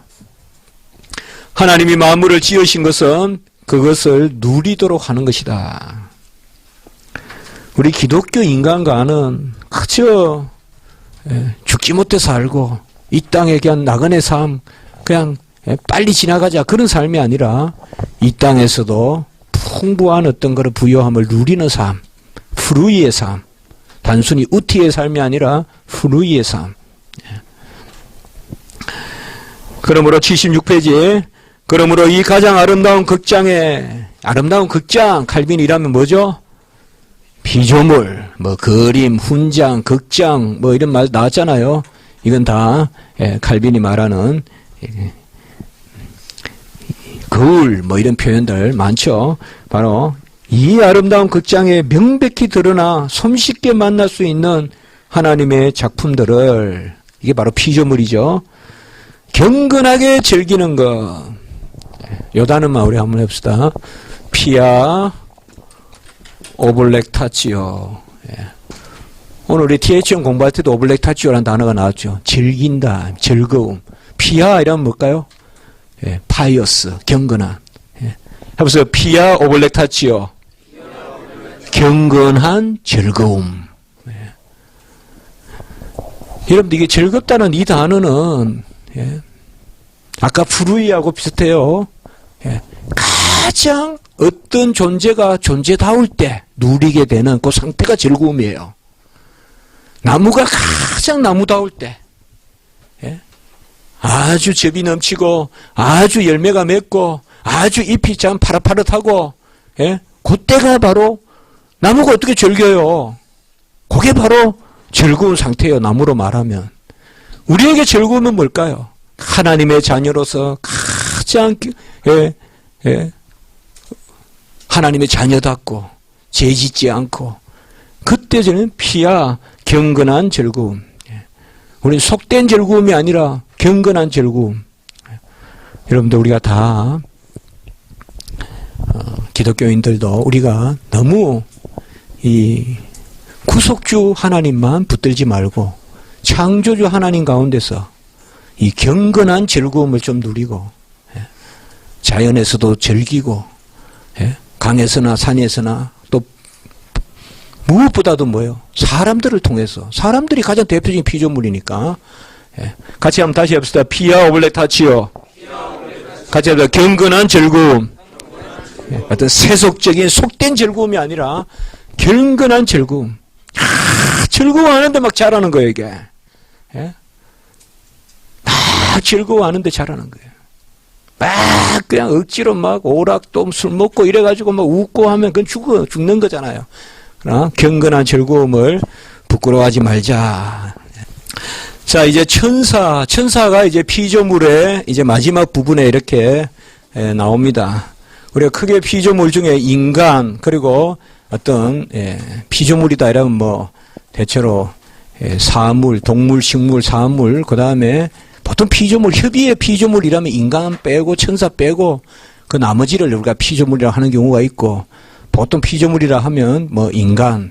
근데 우리가 넓게 봤을 때는 모든 만들어진 거, 하나님 외에 모든 존재는 다 피조물이잖아요. 그럼 천사도 피조물입니다. 천사는 스스로 있지 않습니다. 자, 하나님은 천사를 자신의 일꾼으로 창조하셨다. 이 일꾼이란 말이 이 단어입니다. 이 단어. 미니스테르. 바로 미니스터. 이 일꾼입니다. 이거 그렇게 뭐 고급스러운, 우리가 뭐 사역자다 이러면 좋고 일꾼이다 이러면 안 좋고 이런 경향이 있는데, 뭐 미니스터가 다 본래 일꾼이란 뜻이에요. 그러니까 이것도 아주 그냥 좀 천한 일을 맡아서 하는 그런 일꾼이라고 볼 수 있어요. 자, 천사는 하나님의 일꾼입니다. 언제 천사를 지었느냐에 대한 기사가 구체적으로 없습니다. 그래서 보통 주석학자들은 천지와 만물이 다 이루어지니라, 칼빈도 이렇게 주석하고 있고요. 바로 창세기 2장 1절에 다 여기에 천사도 들어간다는 거죠. 그래서 보통 천사 창조가 먼저 있었다, 뭐 그렇게 대체로 해석을 많이 합니다만은 뭐 그럴 때 너무 우리가 구애받을 필요 없고, 중요한 것은 천사도 6일간 창조 안에 창조된 피조물이다. 그렇게 보시면 무리가 없습니다. 말씀으로 천사를 창조했습니다. 천사 역시 하나님의 피조물입니다. 그 천사의 첫 번째, 우리가 천사에 있어서 첫 번째는 피조물이다. 천사도. 우리가 만이교도를 보면 선신, 악신 개념이 있죠. 그래서 선한 천사, 악한 천사가 있어서 선한 천사는 하나님이고 악한 천사는 사탄으로부터 유래했다라고 해서 천사의 기원을 이원적으로 이렇게 보는 경우가 있습니다. 우리가 조로아스트로교나 이런 데도 그렇잖아요. 선신, 악신 개념이 있는데 이런 경우에는 천사가 자존하는 게 됩니다. 선한 천사는 하나님의 피조물이나 악한 천사는 그냥 등장하게 되는, 성경은 이런 것을 이야기하지 않습니다. 성경은 천사 창조는 모든 천사를 선하게 지었는데 하나님이 사람을 선하게 짓고 모든 피조물을 선하게 지었듯이 천사도 선하게 지었는데 다만 천사도 스스로 타락한 존재로 봅니다. 그래서 같이 한번 읽어봅시다. 죄는 거기 시작. 죄는 본성으로부터가 아니라 본성의 부패로부터 태어난다. 이게 중요한 이야기입니다. 죄는 본성의 흥결이라거나 본성의 어떤 요소가, 악한 요소가 있다는 한 것이 아닙니다. 하나님은 개개의 존재를 개개의 존재자로서 완전하게 지었습니다. 천사도 불완전하게 지었기 때문에 본성의 죄가 도사리고 있는 것이 아닙니다. 그래서 우리는 죄를 본성의 결핍이라거나 이렇게 보지 않습니다. 죄는 본성에 뭐가 결핍이 있다거나 그것으로 말미암아 죄가 오른, 이거 우리가 결핍설이라고 하거든요. 죄에서 이런 결핍설이 아닙니다. 죄는 본성이 아니라고 했잖아요. 본성이 아니라 본성의 타락 혹은 부패, 코룹션, 나추라의 본성의 부패로부터 태어난다 이렇게 썼는데요. 이것도 우리가 한번 볼까요? 뒤에 한번 이렇게 읽어보면 또 우리가 와닿으니까요. 23번 같이 한번 읽어봅시다. 나스쿤투르 거기에 343페이지 23 시작. 나스쿤투르 페카타 엑스 나추라 순트 세드 엑스 나추라의 코룹지오네. 바로 나스칸투르 페카타, 죄는 본성으로부터, 그게 하나 논이 빠졌네요, 여러분들. 논을 써줘야 됩니다. NON. 여기 앞부분에 있는 것이 제가 아마 안 쓴 것 같으면 논 엑스 나추라 순트. 논이란 말 아니다 이 말이에요. 그래서 본성으로부터 나스쿤투르 태어나다 이 말이에요. 본성으로부터 태어나는 것이 아니라 엑스 나추라의 코룹지오네, 바로 본성의 타락으로부터 나온다. 이게 아주 유명한 이야기예요. 죄는 그래서 하나님께 탓할 수 없다 이 말이에요. 본성적으로 죄를 지을 수밖에 없기 때문에 죄를 짓는다 이러면 하나님 탓이잖아요. 하나님이 우리를 그렇게 죄악이 있게 지었기 때문에. 그러나 하나님은 우리를 순전하게 지었으나, 천사도 순전하게 지었으나 천사가 자신의 죄로 타락했습니다. 한 가지만 이야기합시다. 천사는 언약의 당사자가 아닙니다. 그래서 한 천사가 타락해서 모든 천사가 타락했고 이런 교리가 없습니다. 천사는 개개 타락입니다. 개개의 천사가 개개적으로 타락합니다. 그렇게만 우리가 아시면 됩니다. 성경에는 천사와 언약 맺었다는 게 없어요. 그래서 천사는 한 천사가 타락해서 모든 천사가 타락하고 그런 게 없고, 그리스도의 대속은 천사에게 미치지 않습니다. 주님이 천사를 구원하려고 대속하신 거 아니에요. 그렇기 때문에 어떤 인간과 하나님 사이의 약속, 그게 언약이지, 언약은 오직 하나님과 인간 사이의 이야기예요. 천사는 언약의 존재가 아닙니다. 간혹 그렇게 이야기하는 경우가 있는데 그건 아주 잘못된 이야기입니다. 자, 너무 깊게 여기서 들어가지 않고 그 다음 문단 보시면, 타락한 천사인 마귀도 본래는 선한 천사였으나 요한복음에 보면 거짓의 아비가 되고, 이런 것을 특별히 우리가 창세기의 타락에서 특별히 거짓하는 그런 마귀 사탄의 계기를 볼 수가 있죠. 하나님은 범죄한 천사들을 용서하지 아니하시고, 특별히 천사들은 유다서에 보면요, 우리가 그 유다서가 이 한 장으로 되어 있지만 신학적으로 중요한 말씀들이 자주 나오거든요. 유다서 6절에 보면 자기 지위를 지키지 않고 자기 처소를 떠난 천사들. 여러분들, 지위를 지키지 않고 떠났다, 이런 게 샬롬을 파괴하는 거예요. 샬롬은 자기 자리를 지키는 거예요. 피조물이 피조물, 천사는 천사, 이게 깨진 거예요. 그래서 죄를 표현하는 가장 어떤 실제적인 표현은 뭐냐 하면 자리 이탈이에요. 샬롬을 깨는 거예요. 그게 죄예요. 그러니까 천사가 자기들 자리에서 자기 지위를 지키지 않고 처소를 떠났다. 이게 바로 타락한 천사다. 그러나 타락한 천사들도 하나님의 일꾼으로 사용하는데 특별히 우리가 욥기나 이런 데 보면 그런 경우들을 볼 수가 있죠. 악한 천사도 사용하시죠. 심지어 타락한 천사들이 하나님의 뜻을 거스를 때도 그분의 허용 없이는 되지 않는다라고 해서 선한 천사든 악한 천사든 다 하나님이 다스립니다. 그러므로 우리는 악한 천사의 계계를 하나님과 동렬해 놓고 그런 수준에서 기도하면 안 돼요. 마귀 사탄은 우리를 이길 수 없어요. 뭐예요? 악한 천사도 하나님의 다스림을 받는 존재예요. 그런 선에서 하나님을 믿는 우리가 나는 기도해도 항상 이렇게 뭔가 이 이원론적으로 말이에요. 선한 천사, 악한 천사, 선신, 악신이 있듯이 마치 우리가 하나님을 믿어도 동일한 힘을 가진 어떤 마귀가 있다거나 이런 식으로 접근하면 안 된다 이 말이에요. 마귀든 사탄이든 전부 다 크게 봤을 때는 하나님의 섭리의 도구예요. 하나님이 가장 악한 자의 손을 들어서 십자가의 섭리를 이루시듯이 십자가의 섭리도 뭐예요? 우리 구원의 그 가장 능력이 되는 십자가의 섭리도 로마의 빌라도와 그 악한 무리들을 사용해서 이루었잖아요. 그것을 봐서라도 우리가 뭐예요? 악한 천사도 하나님이 우리를 선하게 하나님의 백성으로 삼는 데 이용하세요. 그런 의미에서 선한 천사든 악한 천사든 심지어 천사가 악을 행하며 믿는 사람을 괴롭히는 순간에도 하나님은 그 천사를 다스리신다라고 칼빈은 이야기해요. 그 말은 모든 것이 그 깊은 섭리가 하나님 안에 있다. 두 번째, 천사들은 섬기는데 바로 섬기는 영이다. 여기에 천사의 두 가지 속성이 나옵니다. 첫째, 천사는 피조물이고 두 번째는 천사는 사자, 그 심부름꾼, 그 섬긴다 이 말. 섬기는 영이다 이 말이에요.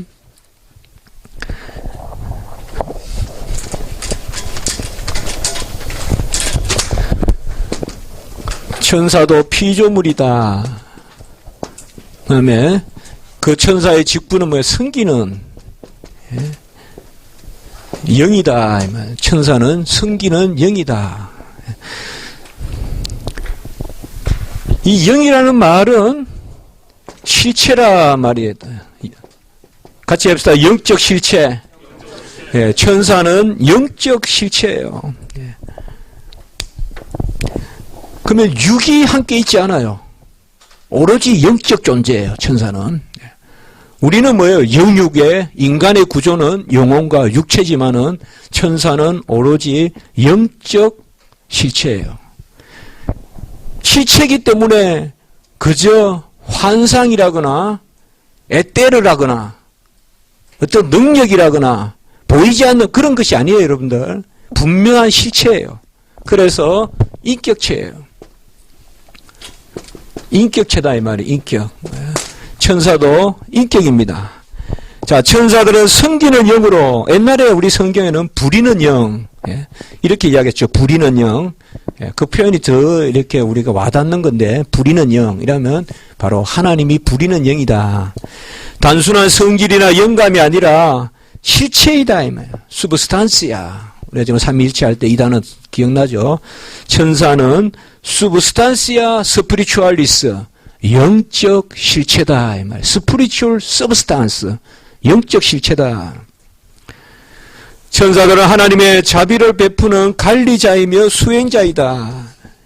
여기서 관리자는 좀 더 청지기적 사명이고 청사에, 그 다음에 수행자는 것은 바로 섭리를 이루는 사명. 하나님 것을 보존하고 하나님 그 일을 이루어 나가는 이런 표현들을 칼빈은 썼습니다. 관리자라는 말은 나누어 주는 거, 하나님 것을 나누어 주는 그 하나 써볼까요? 디스펜사토르 이 말과 그 다음에 administer.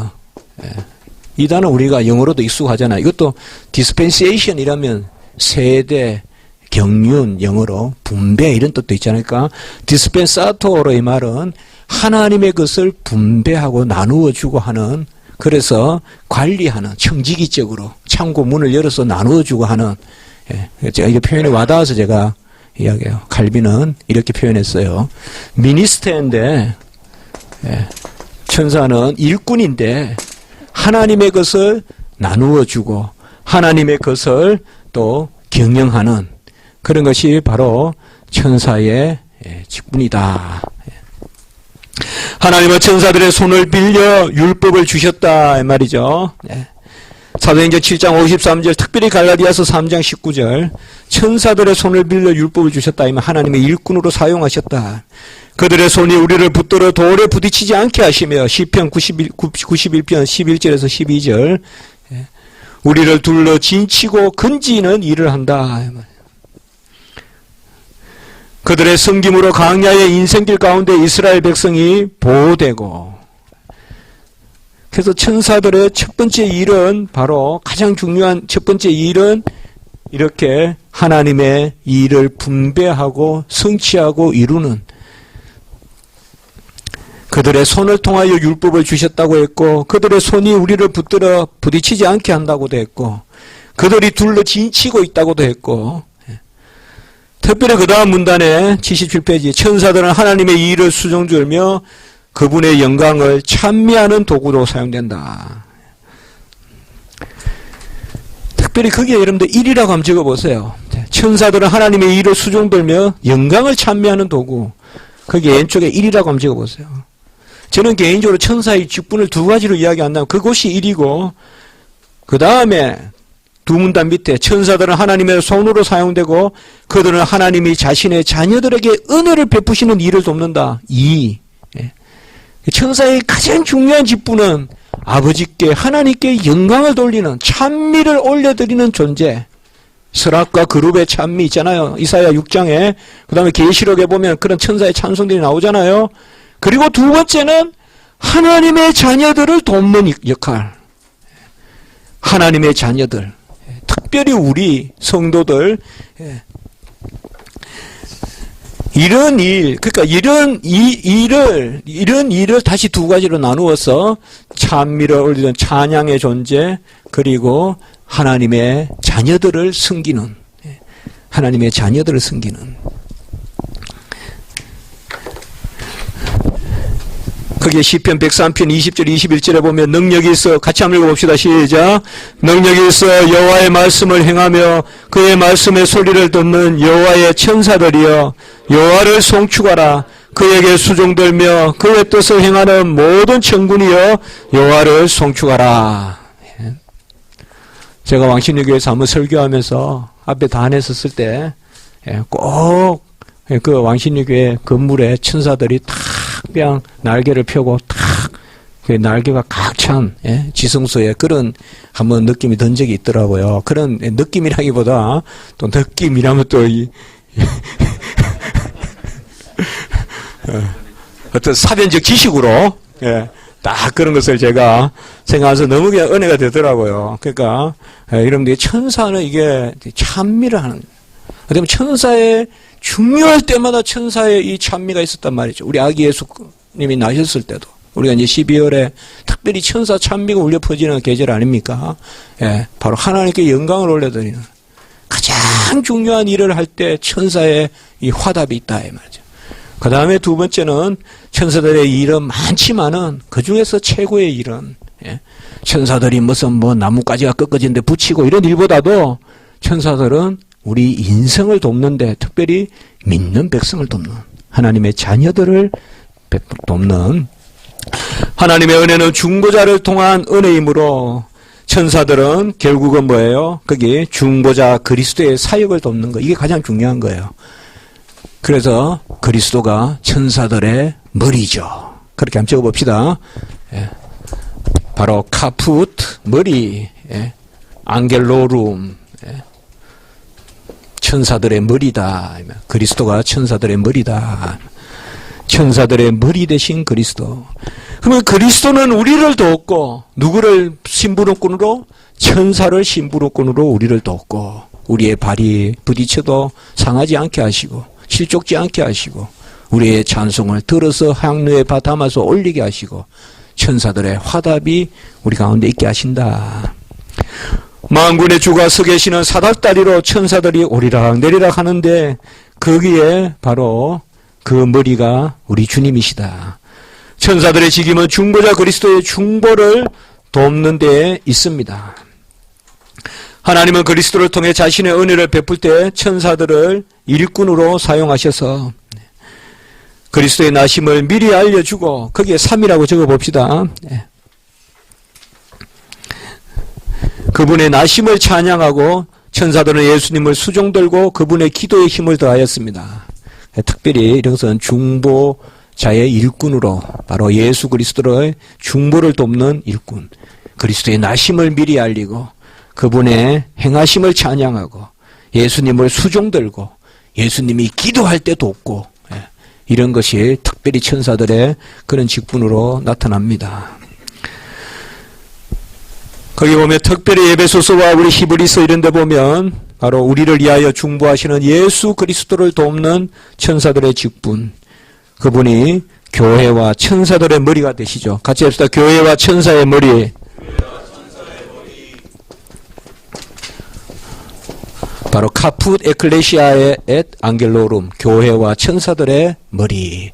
이게 바로 예수 그리스도지요. 예수 그리스도는 교회와 천사들의 머리이시다. 그러므로 역시 주님 앞에 우리가 주를 인정하면 천사들 앞에서 주님도 우리를 인정한다 했잖아요.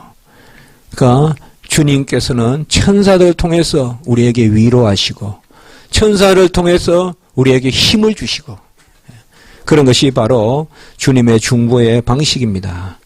우리가 너무 천사들을 악한 천사, 선한 천사에서 무슨 마귀론이니 무슨 저주론이니 이런 걸 가지고 너무나 보이지 않는 영계니 영적 질서니 하면서 너무나 이렇게 이없는 쪽으로 접근하지 마시기 바랍니다.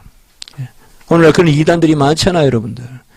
그래서 마치 마귀 사탄이 타락한 천사가 선한 천사와 동떨성에서 대적해서 선한 천사가 타락한 천사를 몰아내면 집이 안 되고 선한 천사가 또 더 들어오면 또 집이 잘 되고 이런 어떤 그런 개념들이 아니라 하나님은 선한 천사를 통하여 우리를 돕는다. 우리는 항상 신앙생활할 때 광명한 새벽빛에 거하면 되는 거예요. 빛이 있으면 어둠이 물러가는 것이에요. 빛과 어두움을 자꾸 에티세티컬하게 보지 말란 말이에요. 그렇게 신앙생활하지 말란 말이에요. 아예 어둠을 몰라도 돼요. 어떻게 보면. 어둠을 아는 유일한 이유는 빛의 빛됨을 알기 위해서 아는 거지 어둠과 빛을 대적하게 하려고 아는 게 아니에요. 어둠이 아는 것은, 죄를 아는 것은 의가 얼마나 크다는 것을, 우리가 감사해야 될 분량이 얼마나 크다는 것을 알기 위해서, 하나님의 사랑을 알기 위해서 우리가 우리의 죄의 심각성을 깨닫는 거지, 죄가 의가 여전히 싸우고 있는 어떤 그런 영계니 뭐니 하면서 하는 그게 아니거든요. 특별히 천사들도 그런 겁니다. 악한 천사, 타락한 천사, 사탄, 천사들의 어떤 그런 계획에 그런 것이 있지만은, 그러므로 항상 천사를 이야기할 때 우리가 그런 부분들을 잘 고려하셔야 됩니다. 우리가 한 가지만 잠깐 적고 넘어가시면 어떨까 싶어요. 여러분들 공부를 위해서 그냥 천사의 이름들이라고 한번 적어봅시다. 천사의 이름들. 우리가 77페이지 밑에 좀 적어도 좋겠고요. 천사의 이름들 하면 첫 번째는 천군이라는 개념이 있죠. 그래서 이제 무리, 천사의 무리로 작용하시다.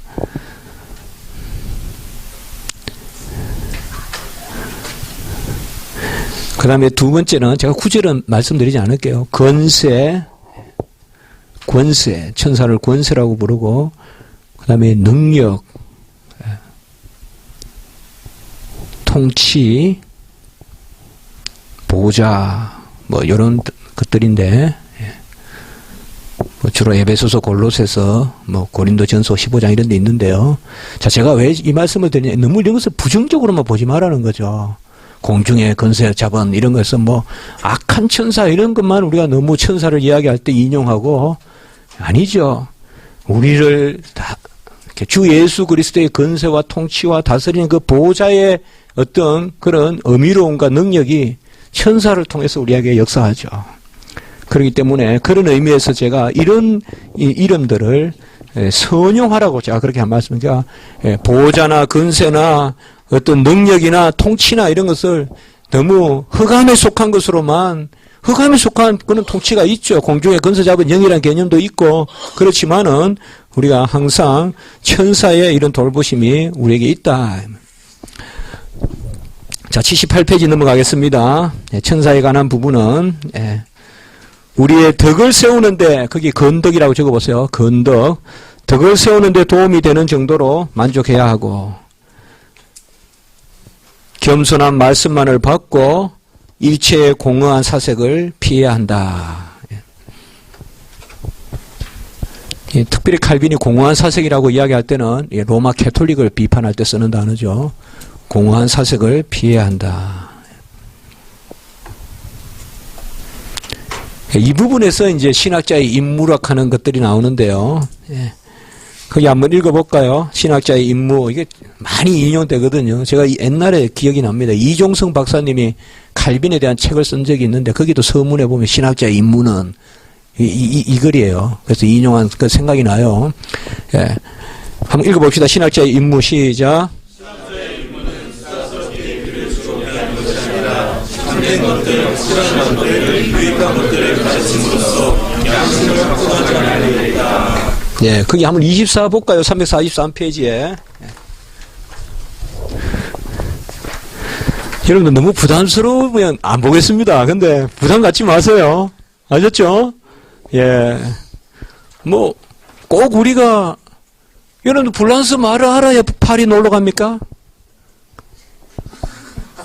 그게 놀러 온 거예요. 아셨죠? 예. 꼭 뭐 러시아 말 알아야 모스크바 갑니까? 모르고 가는 게 더 좋을 때도 있어요. 24. 데올로구스이라면 신학자예요. 데올로고 신학자에게 아우템 농 가리엔도, 이게 영어에도 있죠. 이거 막 수다스럽다. 수다스러운 것으로 아우레스 오브렉타레 또 나오네요. 즐겁게 하다. 아까 오브렉타치오 나왔죠. 막 가리엔도, 이거 탈격인데요. 막 수다스럽게 떠들어서 길을 즐겁게 하는 데 있는 것이 아니라 세드, 그게 줄쳐보세요. 베라 케르타 우틸리아. 같이 합시다. 베라 케르타 우틸리아. 베라 이라면 참된 것, 케르타 이라면 확실한 것, 우틸리아, 아까 우틸리타스 나왔죠. 유익한 것, 혹은 복된 것, 유익한 것. 그것을 독행도 가르침으로, 이 세 가지예요. 참되고 확실하고 유익한 것을 가르침으로, 콘스켄티아스 콘피르마레 프로포지툼 에스트, 양심을 강하게 하는 데 있다. 양심은 우리의 영의 사람을 강하게 만들어주는 거죠. 뭐 신학자가 맨날 막 학생들한테 더 불안하게 만들고 진리가 뭔지 막 계속 그냥 회의하게 만들고, 그게 아니라 콘피르마레 콘스키에 엔티아스, 양심을 굳건하게 만들어주는 데 있다. 상당히 중요한 이야기 아니에요, 여러분들. 그러니까 여러분들께서도 설교하시고 할 때 너무 세련되게 뭐 그래요 아니요 그래요 아니요 너무 변적뿐만 계속하고 내려오지 마시고, 뭔가 모종의 그 강남 스타일의 설교가 있어요. 뭐 이렇게 하면서 뭐 사람도 좋고, 그러다 이제 마지막에 손 한번 들고 찬송하고, 그런 게 아니라 확실한 거 믿고 확신에 거하는 것을 강화시키는 말씀을 전하는 거죠. 요새 그런 설교도 좀 있어요. 특별히 너무 크리스천 교양인들, 교양은 좋은 단어지만은 지나친 교양인들, 예. 이렇게 설교하라고 앞에 이렇게 단에서 오면 계속 그냥 이 말하고 저 말하고 이 말하고 저 말하고 이 말하고 저 말하고 그럼 뭔가 이렇게 탁 들어가는 말이 없어요. 여기서 말해 믿고 확신한 거 아까 얘기했죠. 케르타, 베라, 케르타, 우틸리아. 유익한 걸 말하다 이 말은. 거꾸로 반대말이 뭐예요? 아까 말한 헛된 사변을 이야기하지 말고. 예. 헛된 사변. 예. 맨날 뜬구러잡는 이야기. 주님이 우리에게 가르치라고 한 것만 해도 너무나 넘치는데 그거 이 땅에서 다 못 채우고 떠날 텐데 왜 굳이 없는 것만 찾아내가지고 예? 설교하려고 들고 변증하려고 들라 그러면 믿고 확실하고 유익한 것을 전하라.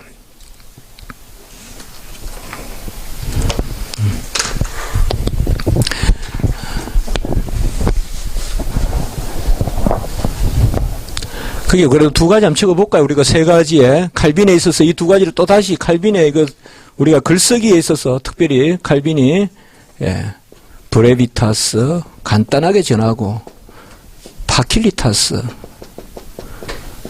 이 말은 성도의 신앙에 유익한 파킬리타스라면 그 파실리티 성도의 신앙에 유익한 것을 전하라. 그래서 우리가 칼빈의 글쓰기의 두 가지 원칙을 이렇게 이야기하거든요. 읽어보세요. 브레비타스, 파킬리타스. 간결하면서도 유익한 것을 전하라. 이 말이죠. 이 파킬리타스, 어감은 와닿았죠, 여러분들? 손 씻으려면 물이 필요하고, 잠자려면 침대가 필요하고, 꼭 필요한 걸 가르치라 이거죠. 그게 브레비타스, 파킬리타스. 그것과 우리 참된 것, 확실한 것, 유익한 것을 이야기해 볼 수가 있겠죠. 뭐 시간이 조금 됐지만 다음 주에 우리가 사람 하기로 하고 하나만 정리하고 마칩시다.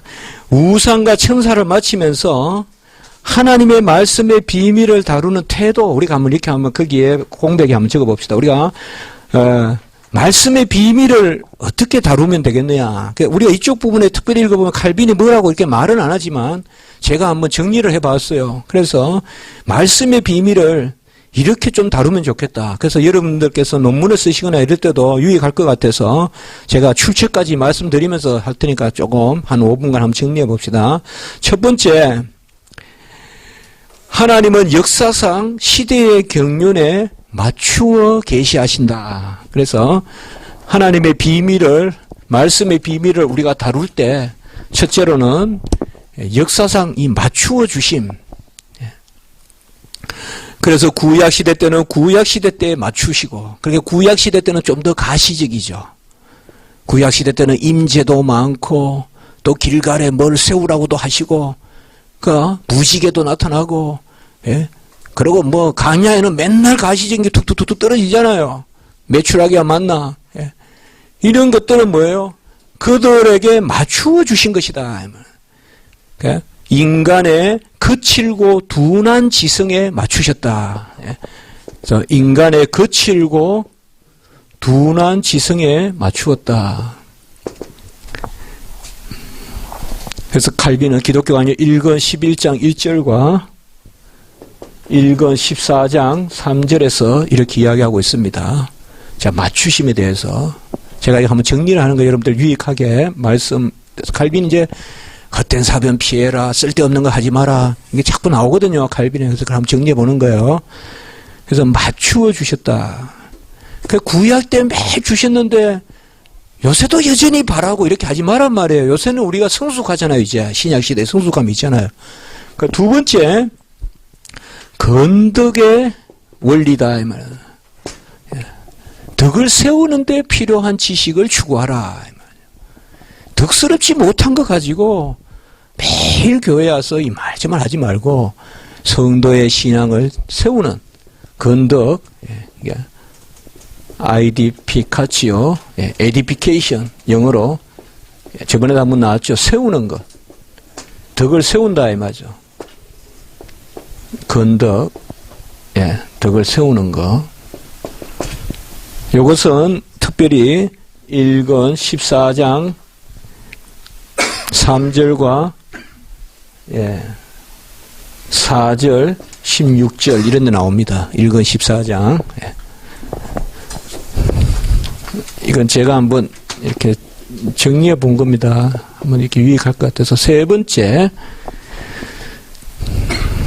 겸손과 절제를 강조합니다. 성경을 번역할 때, 해석할 때 겸손하게 하고 절제해라. 막 가장되게 성경을 뭔 한 구절 가지고 막 다 모든 구절을 해석한다거나 이렇게 가장하지 말고 겸손하게 하고 절제해서 해라. 모데스티아, 이 겸손입니다. 절제는 소브리에타스. 이거는 영어로 소버이라면 술 취하지 않다 이 말이잖아요. 맨정신이다, 말짱하다 이 말이잖아요. 이거 라틴어로는 그런 뜻도 있고 절제하다는 뜻도 있어요. 그래서 성경을 해석할 때 겸손하게 하고 계시를 받듯이 하고 내가 치고 나가서 올라가듯이 하지 말고, 말씀하시옵소서 듣겠나이다는 자세 겸손하게 하고 절제, 전체 말씀 가운데서 그런 자리를 두고 해야지 무슨 몇 구절 가지고 그냥 막 이런 식 하지 마라 이 말이에요. 겸손과 절제로 해라. 이것은 특별히 1권 14장 4절에 이게 나타나 있어요.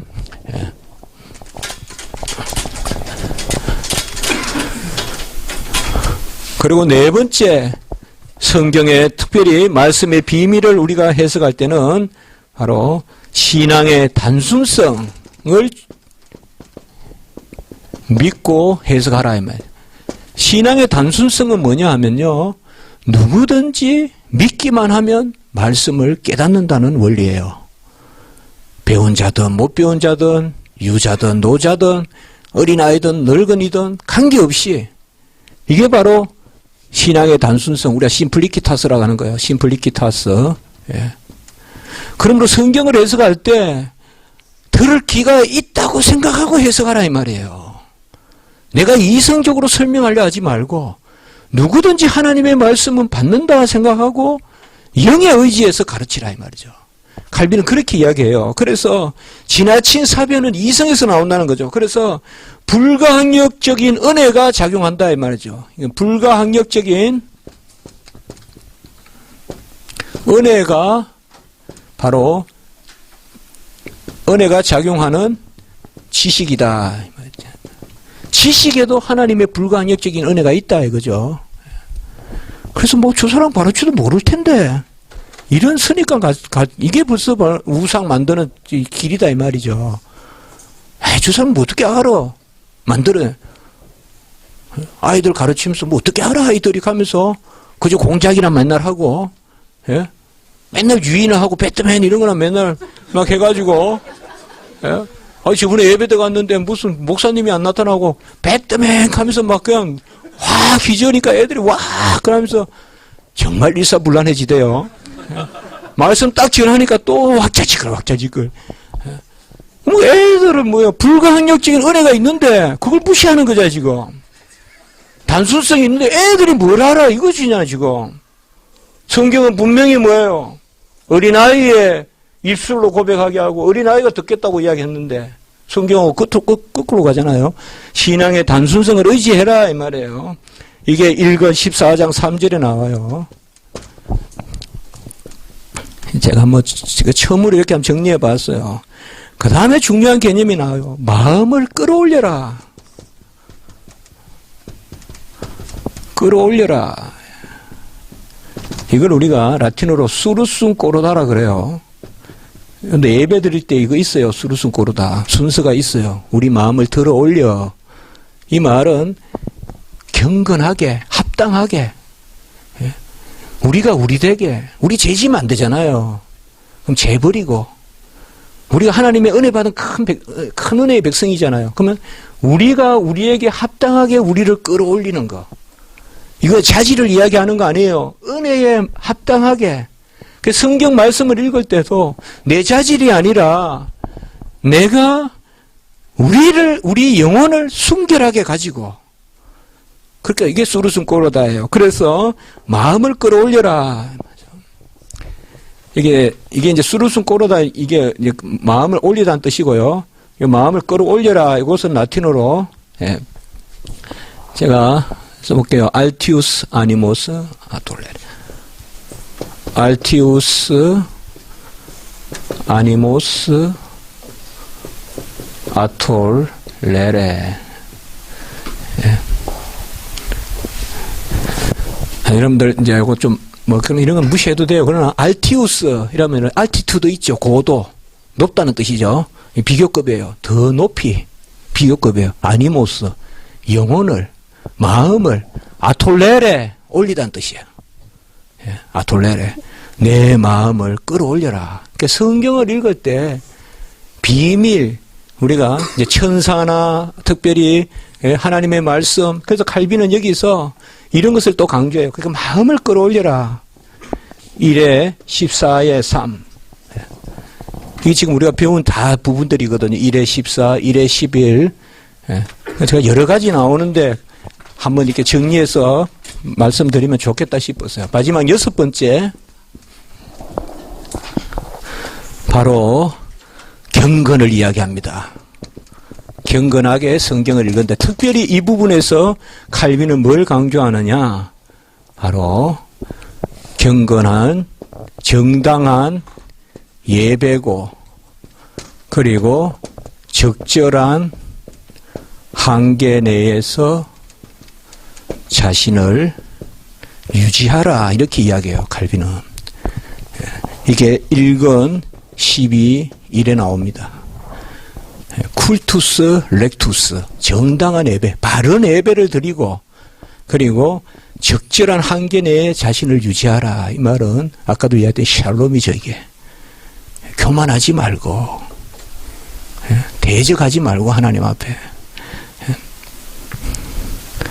우리 저번에 생각나죠? 경건의 세 번째 요소 예배를 올려드림. 칼빈이 또 여기에서 이걸 이야기합니다. 그래서 우리가 말씀의 비밀을 아까 이야기같이 어떤 쓸데없는 사변, 헛된 사변으로 말씀을 접근하지 말고 천사가 몇이니 바늘 위에 천사가 얼마나 올라가니 뭐 천사의 계급이 어떻니 이거 다 쓸데없다 이 말이에요. 그거 중세 때 맨날 그런 연구했는데 그게 아니라 특별히 천사 다루면서 칼빈 이야기하는 거예요. 우상 다루면서 어떤 하나님의 말씀의 비밀은 첫 번째는 바로 그때그때 맞추어 주신다. 하나님이 그 맞추어 주심 하나님이 우리에게 유모가 옹알이 하듯이 지난주에 그 삼위일체 때 나왔지만 하나님이 우리에게 맞추어 주신다는 거 그 맞추심에 대한 경외감을 가지고 우리에게 맞추어서 알려주신다는 데 대한 경외감 지금 내 수준에 맞추어 주신다는 거 우리 신약시대 경륜에 맞추어 주신다는 거 두 번째는 덕스럽게 읽어라. 덕이 안 되는 거 가지고 맨날 교회를 해치는 그런 지식으로 추구하지 말라. 세 번째는 겸손하고 절제하면서 성경을 읽어라. 낮추어서 그리고 절제하면서. 그리고 네 번째는 신앙의 단순성. 누구라도 알 수 있다. 나만 아는 것이 아니라 바로 온전히 전하면 누구라도 들어서 알 수 있다. 그 다음에 마음을 끌어올려라. 그 다음에 경건. 같이 읽어봅시다. 어코모다치오, 아이데피카치오, 모데스티아 소브리에타스, 심플리키타스, 수루순 꼬르다, 피에타스 이런 개념으로 하나님의 말씀을 읽어라.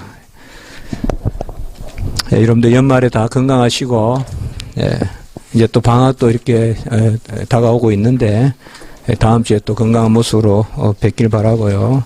다음 주에는 사람에 대해서 보고 우리가 한가가 조금 늦어지는데 가능한 한 섭리 부분도 조금 섭리 부분은 특별히 신학적으로 많이 설명할 것보다는 이렇게 소개하면 되니까요. 은혜롭게 조금 다음 주에는 7주제까지 이렇게 되도록 보도록 그래 하겠습니다.